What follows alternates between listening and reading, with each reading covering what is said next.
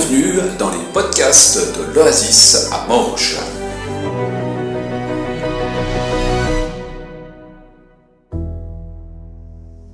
Voilà, bonjour, ça me fait plaisir d'être ici et puis de vous voir.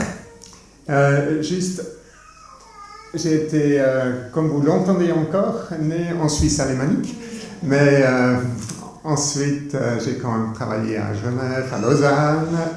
J'ai été avec OM, si vous connaissez, c'est comme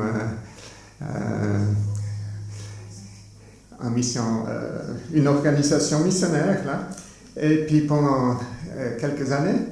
Et maintenant, je travaille à Berne. Et puis ensuite, j'étais à l'étranger avec le ministère des Affaires étrangères pendant des décennies. Et je travaille maintenant à Berne, au Palais fédéral Nord. Mais bon, voilà. Et puis, mais je me réjouis d'être en route partout où je suis avec le Seigneur. Et puis aussi être là parmi vous aujourd'hui.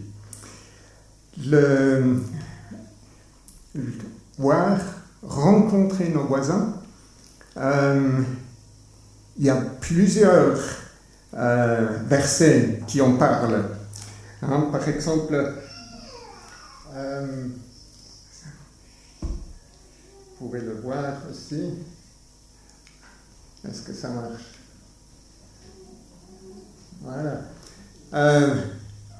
Mets rarement le pied dans la maison de ton voisin, de peur qu'il ne soit rassasié de toi et qu'il ne te haïsse. Alors, voilà, bonne prêche. J'ai pensé, ouais, peut-être pas trop. Aussi en proverbe, on trouve « Mieux vaut un voisin proche qu'un frère éloigné ». Et puis, ce que j'aime beaucoup là, c'est ce verset en Luc. Les voisins et les parents d'Élisabeth, la mère de Jean-Baptiste, apprirent que le Seigneur avait manifesté envers Élisabeth sa miséricorde et se réjouirent avec elle. Alors, le voisinage, il y a du bon.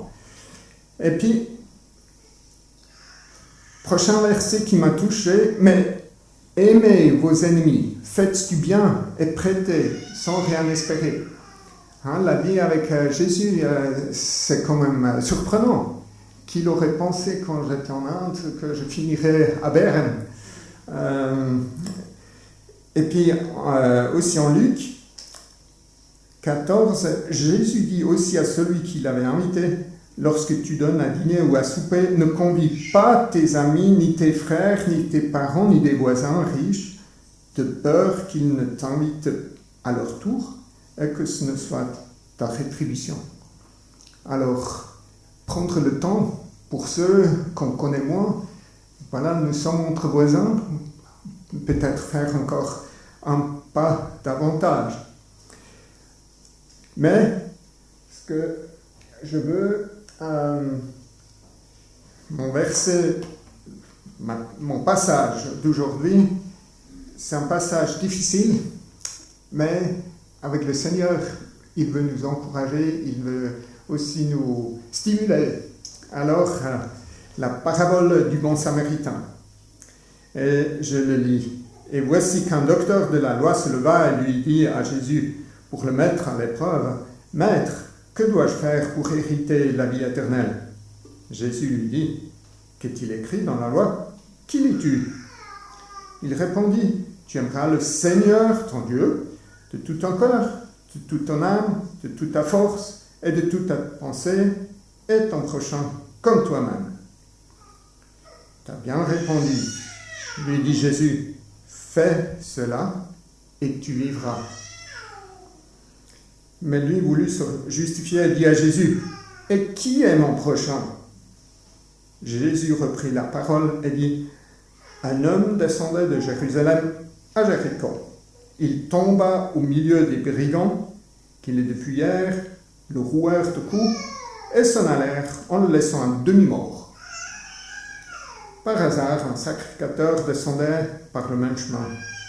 Il vit cet homme et passa outre. Un lévite arriva de même à cet endroit. il le vit et passa outre. Mais un Samaritain qui voyageait arriva près de lui, le vit et en eut compassion. Il s'approcha et bonda ses plaies en y versant de l'huile et du vin, puis il le plaça sur sa propre monture, le conduisit à une hôtellerie et prit soin de lui. Le lendemain, il sortit 2 deniers, les donna à l'hôtelier et dit « Prends soin de lui, et ce que tu dépenseras en plus, je te le paierai moi-même à mon retour. » Lequel de ces 3 te semble avoir été le prochain de celui qui était tombé au milieu des brigands ? Il répondit, c'est celui qui a exercé la miséricorde envers lui. Et Jésus lui dit, va, et toi, fais de même.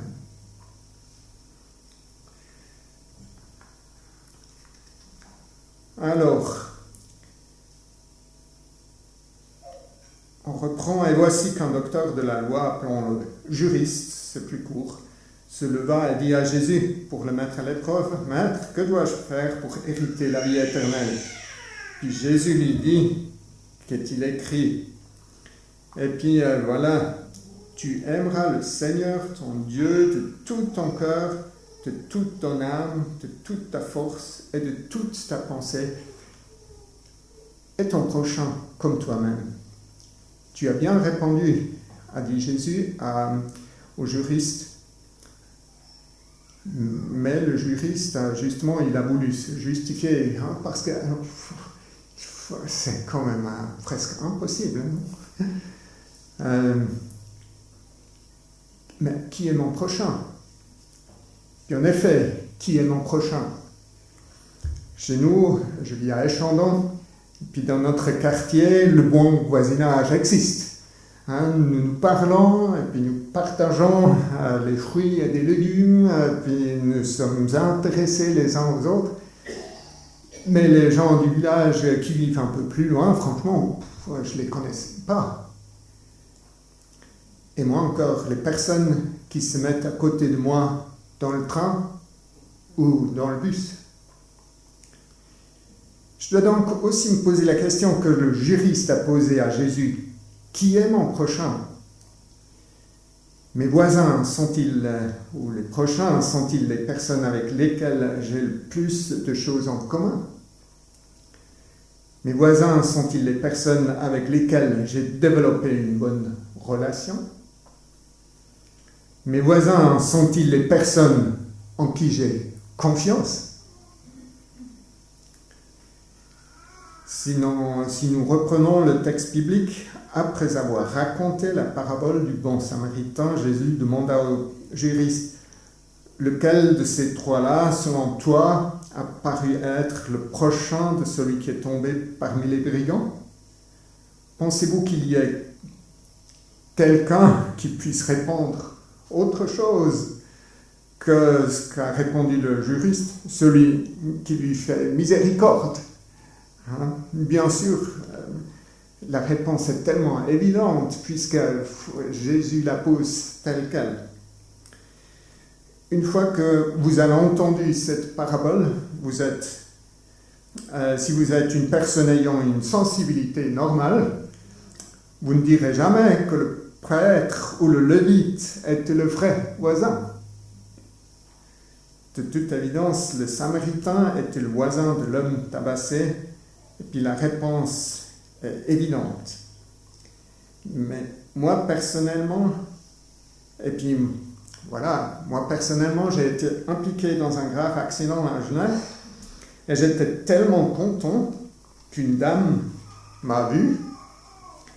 Elle a eu de la miséricorde, elle s'est assise à côté de moi sur la route, malgré le sang qui coulait, et elle m'a parlé jusqu'à ce que l'ambulance est arrivée. Alors, quelle voisine! Et puis, quand un cycliste est tombé à Échandon lourdement, quand il a essayé de dépasser le bus, je l'ai vu, j'ai changé mes plans, et puis je suis resté avec lui. Alors, je pourrais passer plus loin, disons, voilà, la situation dans le temps de Jésus était différente. Maintenant, on n'a plus ces Samaritains, ces Juifs qui ne se parlent pas. Nous, ça va beaucoup mieux aujourd'hui. La voisine, là, à Genève, elle a pris du temps pour moi, puis moi, j'ai pris du temps pour l'autre qui est tombé. Mais à vrai dire, quand j'ai vécu en Argentine, et j'ai été en route seul, et surtout la nuit, je n'ai pas voulu voir. S'il y avait des personnes là à côté de la route qui faisaient des signes, moi je passais. Et puis à Berne, où je travaille actuellement, je dois dire que j'ai déjà plusieurs fois ne pas voulu voir ni entendre à la gare quand j'ai été approché. Voilà, du coup, je pense que le bon samaritain fait tout juste. Et maintenant, je condamne, moi, le lévite, et puis le sacrificateur. C'est vite, j'ai condamné très vite, avant de penser vraiment profondément.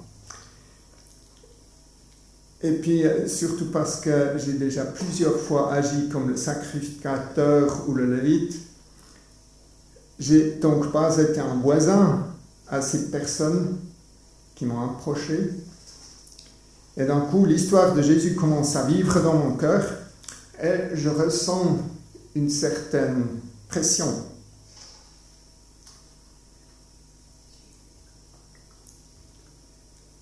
Jésus demande au juriste, lequel de ces trois-là, selon toi, semble être le prochain de celui qui est tombé au milieu des brigands? Vraiment, il pose des questions et le juriste répond, justement, c'est celui qui a exercé la miséricorde envers lui.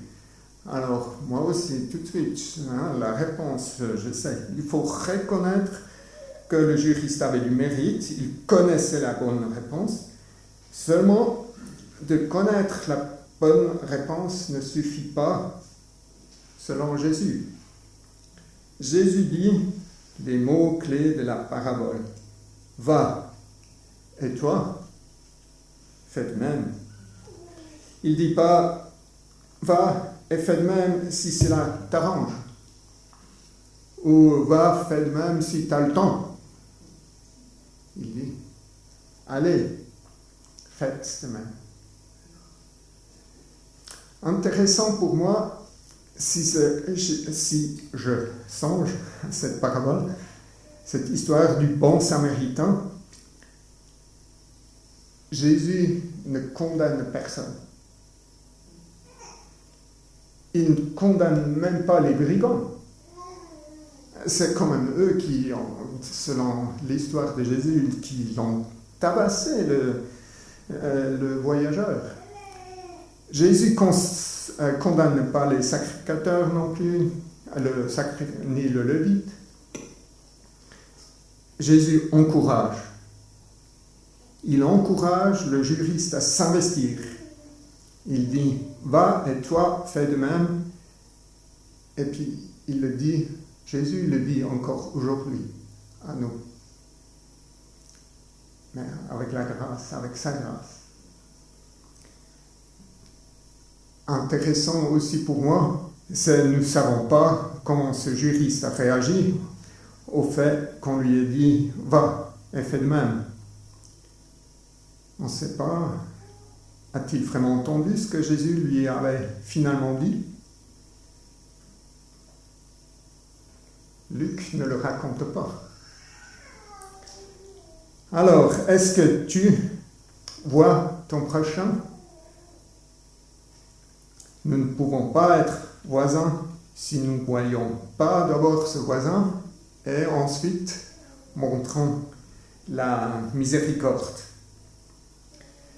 Si vous ne voyez pas votre voisin, vous ne pouvez pas être un voisin. Et voir votre voisin signifie aimer cette personne autant que vous vous aimez vous-même, prendre soin de lui. Voici une autre partie de la parole, de la parabole du bon samaritain qui n'est pas toujours très claire. Cet homme qui a été battu et volé, c'était un juif. Nous le savons en raison de la façon dont son voyage est décrit. Il descendait de Jérusalem à Jéricho. Il venait du temple et rentrait chez lui. Les deux personnes qui l'ont ignoré, c'était aussi des juifs, qui auraient dû vraiment être voisins, et puis mais l'homme qui s'est arrêté pour l'aider était un samaritain. Puis les samaritains, en règle générale, ils détestaient les juifs. Et puis les juifs détestaient les samaritains. Mais cette haine remonte à des centaines d'années à l'époque de l'exil assyrien. Puis ce qui est étrange, c'est que les Juifs et les Samaritains pratiquaient chacun leur propre version du judaïsme, et chacun pensait que l'autre avait tort. Puis on est quand même assez vite de dire « l'autre, il n'est pas juste ». Ils se détestaient donc mutuellement, ils n'avaient aucun contact avec l'autre s'ils pouvaient l'éviter. Mais ici, dans cette parabole, le Samaritain a vu son prochain, il a amourdi malgré leurs différences et l'animosité historique et culturelle. Jésus dit, va et fais de même à ce juriste et à chacun de nous. Puis c'est ma prière que nous passons du temps dans la prière avec le Seigneur pour être prêt de voir le voisin, de faire un détour et d'agir en bon samaritain envers le voisin quand il ou elle en a besoin, avec l'aide du Seigneur. Mais Dieu aussi, par exemple en Galates 5, Paul dit, sœurs et frères, vous avez été appelés à la liberté, seulement ne faites pas de cette liberté un prétexte pour vivre selon la chair, mais par amour, soyez serviteurs les uns des autres. Car toute la loi est accomplie dans une seule parole, tu aimeras ton prochain comme toi-même. Je veux prier. Notre Père, je te remercie pour ta parole. Je te remercie parce que ta grâce règne aujourd'hui. Je te loue parce que Jésus-Christ a fait un détour sur terre, parce qu'il est mort au péché une fois pour toutes. Je te remercie parce que tu ne condamnes pas ceux qui te cherchent honnêtement. Merci parce que tu nous encourages à aller et agir comme le bon Samaritain.